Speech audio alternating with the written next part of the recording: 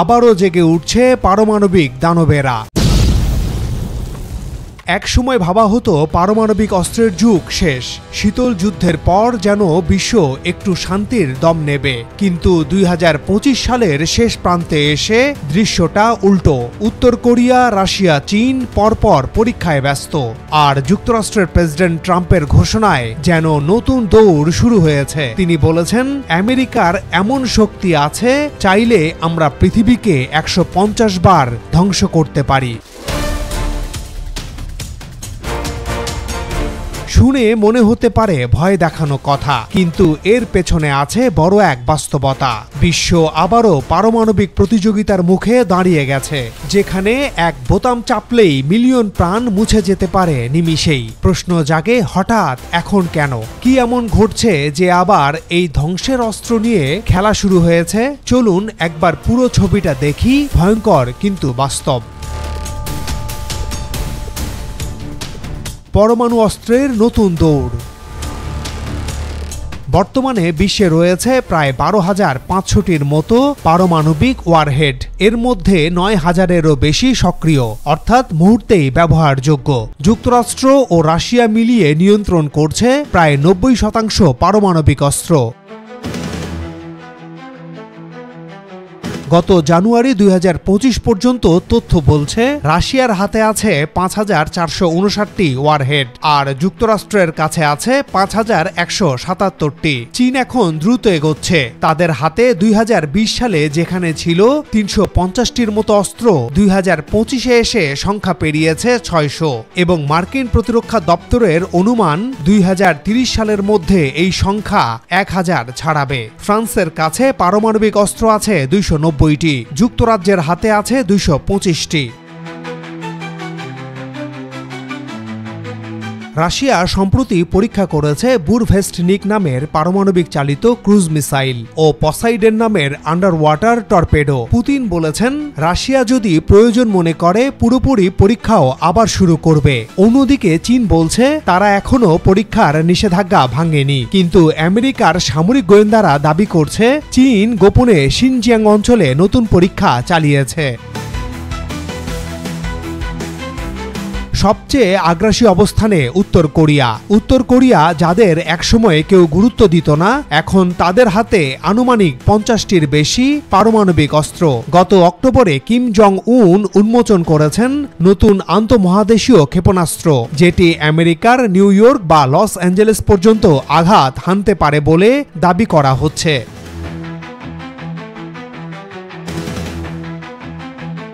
এই অবস্থায় আমেরিকার প্রেসিডেন্ট ডোনাল্ড ট্রাম্পও মার্কিন যুক্তরাষ্ট্রের জাতীয় নিরাপত্তা নীতিতে বড় পরিবর্তনের ইঙ্গিত দিয়েছেন। পারমাণবিক পরীক্ষা চালানোর পরিকল্পনার কথা ঘোষণা করেছেন দেশটির প্রেসিডেন্ট ডোনাল্ড ট্রাম্প।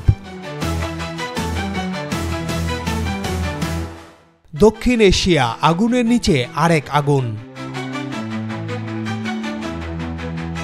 আমাদের এই উপমহাদেশও নিরাপদ নয়। ভারত ও পাকিস্তান দুই দেশই পারমাণবিক শক্তিধর। ভারতের হাতে আছে ১৮০টি ওয়ারহেড, আর পাকিস্তানের আছে ১৭০টি। এই দুই দেশের সীমান্তে সংঘর্ষ মানে দুই দিকেই প্রতিশোধের সম্ভাবনা। বিশ্লেষকদের মতে, ভারত পাকিস্তান পারমাণবিক যুদ্ধ হলে ১০ কোটি মানুষের প্রাণহানি হতে পারে মাত্র কয়েক ঘন্টায়। এমনকি বাংলাদেশের মতো অপারমাণবিক দেশও সেই রেডিয়েশন বিপর্যয়ের আওতায় পড়ে যাবে। সামরিক জোটের তোড়জোড় ভারত পাকিস্তানের। ভারত পাকিস্তানের সাম্প্রতিক সামরিক জোট হিসাব নিকাশ নতুন করে ভাবনার উদ্রেক তৈরি করছে। অতি সম্প্রতি ভারত আর মার্কিন যুক্তরাষ্ট্র নিজেদের মধ্যে পরবর্তী ১০ বছর ধরে প্রতিরক্ষা খাতে সহযোগিতা চালানোর জন্য একটি চুক্তি সই করেছে। মালয়েশিয়ার রাজধানী কুয়ালালামপুরে যুক্তরাষ্ট্রের যুদ্ধ বিষয়ক সচিব পিট হেগসেথ আর ভারতের প্রতিরক্ষা মন্ত্রী রাজনাথ সিংহের মধ্যে এক বৈঠকের পর এই চুক্তির ঘোষণা দেওয়া হয়েছে।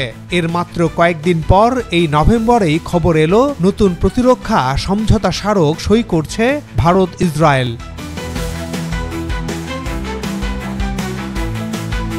অন্যদিকে সৌদি আরব ও পাকিস্তানের প্রতিরক্ষা সহযোগিতা চুক্তি, চীনের সাথে পাকিস্তানের সামরিক কৌশলগত সম্পর্ক এবং যুক্তরাষ্ট্রের সাথে পাকিস্তানের অর্থনৈতিক ও রাজনৈতিক বোঝাপড়াও ভারতের চোখে সন্দেহজনক।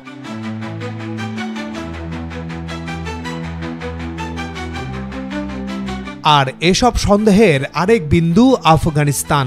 আফগানিস্তানকে যখন ভারত বুকে টানছে, তখন পাকিস্তানের সাথে সংঘাতে জড়াচ্ছে আফগানিস্তান। এদিকে ট্রাম্পের নজর আফগানের বিমান ঘাঁটি। সব মিলিয়ে দক্ষিণ এশিয়া জটিল হুমকির মুখে।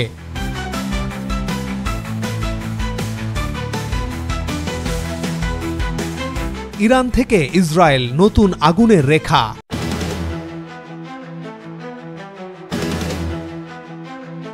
মধ্যপ্রাচ্যে এই আগুন আরও বিপজ্জনক। ইরানও পারমাণবিক সমীকরণে ফিরে এসেছে। তেহরান ইতিমধ্যেই যুক্তরাষ্ট্রের বিমান হামলায় ক্ষতিগ্রস্ত পারমাণবিক স্থাপনা মেরামতের কাজ শুরু করেছে। ইরান ঘোষণা দিয়েছে তারা পারমাণবিক সক্ষমতার এক ধাপ দূরে। ইসরায়েল বলছে আমরা বসে থাকব না। ইসরায়েলের কাছে আছে 90টি পারমাণবিক অস্ত্র, কিন্তু তারা কখনো সেটা প্রকাশ্যে স্বীকার করেনি। তবে স্যাটেলাইট ছবিতে দেখা গেছে ডিমোনা রিঅ্যাক্টর এখনো সক্রিয়ভাবে চলছে।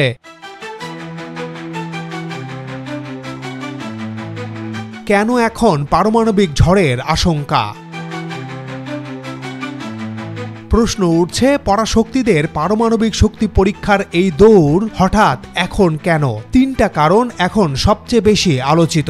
এক, বিশ্বাসের সংকট। রাশিয়া ইউক্রেন যুদ্ধের পর পশ্চিমা দেশগুলো বুঝেছে সামরিক ভারসাম্য এখন আর আগের মতো নেই। রাশিয়া চীন জোট একদিকে আর যুক্তরাষ্ট্র ন্যাটো জোট অন্যদিকে। এই বিভাজনের ভেতরেই পারমাণবিক শক্তির প্রদর্শন শুরু হয়েছে। পুরো ইউরোপের অর্থনীতি এখন ভীষণ রকম বিপর্যস্ত। 2026 সালে নতুন করে সংঘাতের আশঙ্কা দেখা যাচ্ছে ইউরোপের দেশগুলোতে। দিন যত যাচ্ছে ইউক্রেনের একের পর এক অঞ্চল চলে যাচ্ছে রাশিয়ার দখলে। যুদ্ধ থেমে গেলেও এই হারানো ভূমি কি আর কখনো ফেরত পাবে ইউক্রেন? আর আমেরিকা যে বিলিয়ন বিলিয়ন ডলার আর অস্ত্র খরচ করছে ইউক্রেনের পেছনে, এটি আমেরিকার বিনিয়োগ, যা ইউক্রেনকে ফেরত দিতে হবে বহু প্রাকৃতিক সম্পদ, দুর্লভ খনিজ আর আমেরিকার কোম্পানির কাছে দেশের জায়গা বিক্রি করে। 2, প্রযুক্তির দৌড়। নতুন প্রজন্মের পারমাণবিক ক্ষেপণাস্ত্র এখন অনেক বেশি দ্রুত, ছোট এবং এসব বোমা র্যাডার ফাঁকি দিতে সক্ষম। চীন, রাশিয়া এমনকি উত্তর কোরিয়াও হাইপারসনিক মিসাইল তৈরি করছে, যেগুলোকে আটকানো প্রায় অসম্ভব। অনেক দেশ নিজস্ব প্রযুক্তিতে এইসব অস্ত্র আরও আধুনিকভাবে তৈরির উপায় খুঁজছে।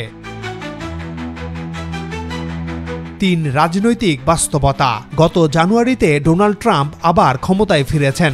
যদিও তিনি একের পর এক যুদ্ধ থামানোর কৃতিত্ব দাবি করছেন, কিন্তু এটাই সত্য যে রাশিয়া ইউক্রেন আর ইসরায়েল গাজা যুদ্ধ ছাড়া গত প্রায় 1 বছরে সব যুদ্ধই ট্রাম্পের আমলে শুরু হয়েছে। এদিকে ইরানের পারমাণবিক স্থাপনায় প্রত্যক্ষভাবে হামলা চালিয়েছে আমেরিকা। ভেনেজুয়েলাকে প্রায় সামরিক জালে ঘিরে ফেলেছে যুক্তরাষ্ট্র। নাইজেরিয়ায় হামলার হুমকি দিচ্ছেন ট্রাম্প। সুতরাং এটা মনে রাখতে হবে যে নতুন নতুন আরও যুদ্ধ লাগাবেন ট্রাম্প, এরপর তা থামানোর কৃতিত্বও নেবেন।